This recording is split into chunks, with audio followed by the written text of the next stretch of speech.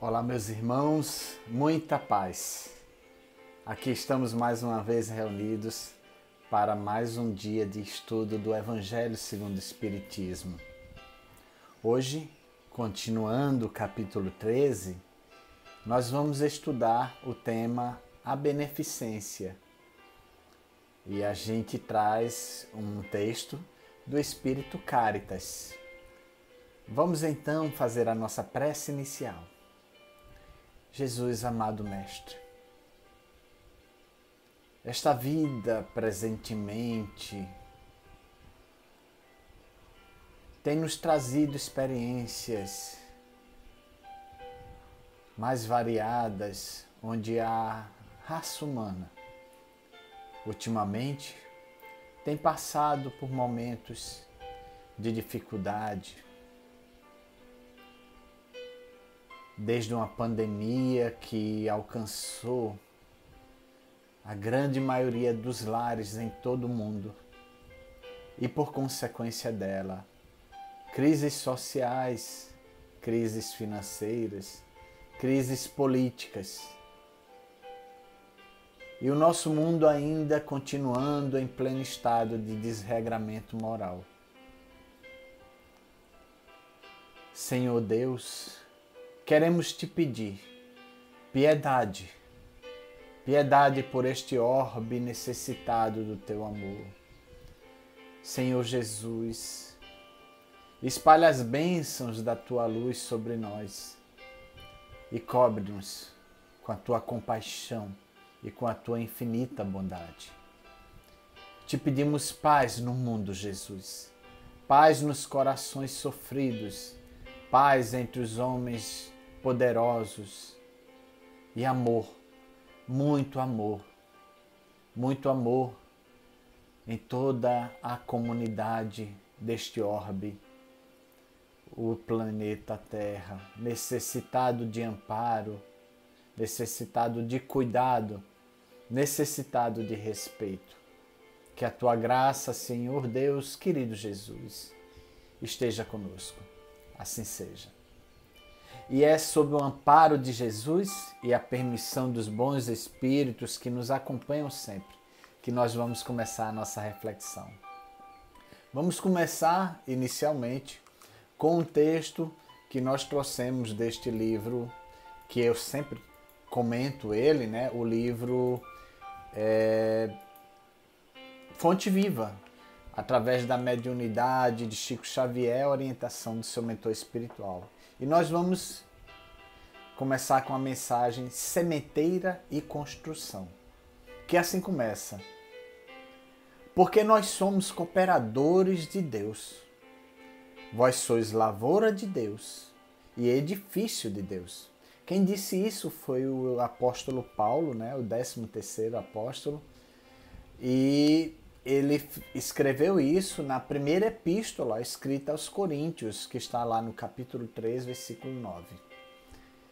E Emmanuel vem nos explicar.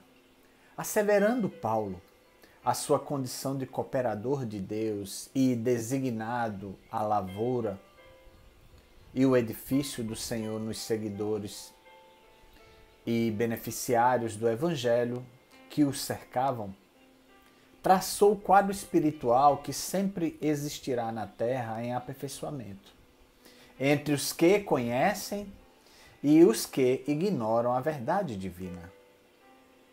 Se já recebemos da Boa Nova a lâmpada acesa para a nossa jornada, somos compulsoriamente considerados colaboradores do ministério de Jesus, competindo-nos a sementeira e a construção dele em todas as criaturas que nos partilham a estrada. Conhecemos, pois, na essência, qual o serviço que a revelação nos indica. Logo nos aproximemos da luz cristã.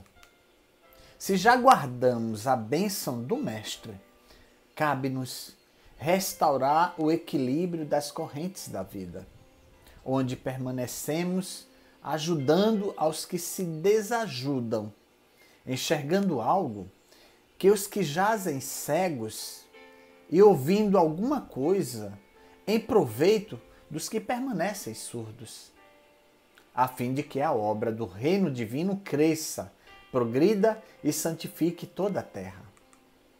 O serviço é de plantação e edificação, reclamando esforço pessoal e boa vontade para com todos. Porquanto, de conformidade com a própria simbologia do apóstolo, o vegetal pede tempo e carinho para desenvolver-se, e a casa sólida não se ergue num dia só.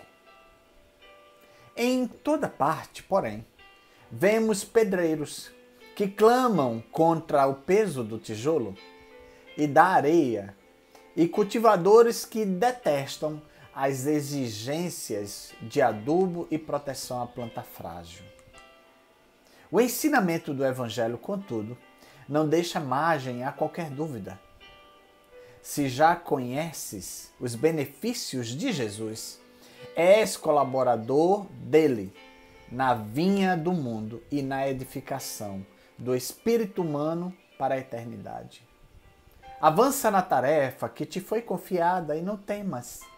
Se a fé representa a nossa coroa de luz, o trabalho em favor de todos é a nossa bênção de cada dia.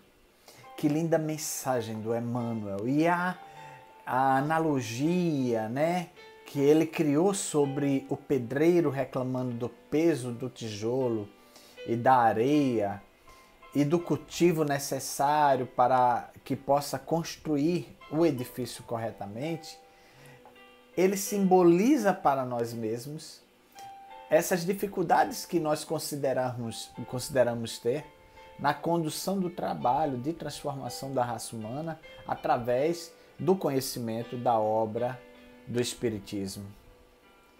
E quanto mais saber nós temos, mais cobrança haverá, porque poucos tiveram a oportunidade de ter o conhecimento que nós temos da doutrina espírita, do Evangelho de Jesus. Então, se nós tivemos esse benefício, temos, né? Vamos dizer assim, nós temos o dever de cultivar e semear esse campo fértil que são as transformações que a raça humana precisa, através do amor e da benevolência. Mas vamos então ao nosso estudo de hoje, chamado A Beneficência, através de um texto do Espírito Caritas, martirizado em Roma, Lyon, 1861, que está no item 13. Meu nome é Caridade. Sou o caminho principal que leva a Deus. Segui-me, pois sou o objetivo a que todos deveis visar. Fiz esta manhã minha caminhada habitual e com o coração aflito vos digo, meus amigos, quantas misérias, quantas lágrimas e quanto tendes a fazer para secá-las. Procurei em vão consolar pobres mães, dizendo-lhes ao ouvido, coragem, há bons corações que vos protegem. Não sereis abandonadas, paciência, Deus está aí. Sois suas amadas, sois suas eleitas, elas precisam ter me ouvido. Pareciam até ter me ouvido. E voltavam para mim os seus grandes olhos ansiosos. Via-se em seus pobres rostos que o corpo, esse tirano do espírito, estava com fome e que se minhas palavras tranquilizavam um pouco do coração, não enchiam o seu estômago. Eu repeti ainda, coragem, coragem. Então a pobre mãe, bem jovem, que amamentava a criancinha, tomou-a em seus braços e a estendeu no vazio, como a me pedir para proteger esse pobre e pequeno ser que se alimentava ao seio estéril apenas de um alimento insuficiente. Mais adiante, meus amigos, vi pobres velhos sem trabalho e também sem abrigo, atormentados por todos os sofrimentos de necessidade e envergonhados da sua miséria sem coragem, eles que nunca mendigaram, a implorar a piedade dos passantes. Eu, com o coração tomado de compaixão e que nada tenho, fiz-me de mendiga para eles. E vou por toda parte estimular a beneficência, inspirar bons pensamentos aos corações generosos e sensíveis. Por isso, venho até vós, meus amigos, e vos digo: há por aí infelizes cujo prato não tem pão, cuja lareira não tem fogo e cuja cama não tem cobertor. Não vos digo o que deveis fazer. Deixo a iniciativa aos vossos bons corações. Se vos ditasse vossa linha de conduta, não teríeis o mérito de vossa boa ação. Apenas vos digo: eu sou a caridade e vos entendo, estendo a mão pelos vossos irmãos sofredores. Mas se peço, também dou, e dou muito. Convido-vos a um grande banquete e vos forneço a árvore onde vos farteis. Vede como é bela, como está carregada de flores e frutos. Vinde, colhei, pegai todos os frutos dessa bela árvore que se chama beneficência.